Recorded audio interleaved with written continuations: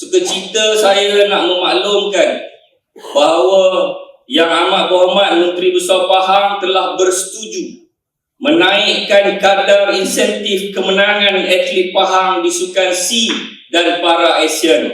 Yang Amat Berhormat Menteri Besar Pahang telah bersetuju dengan kadar baru.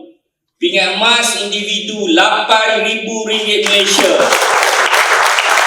iaitu peningkatan tambahan RM3,000 Malaysia, manakala berpasukan lebih 3 orang RM4,000 Malaysia setiap orang.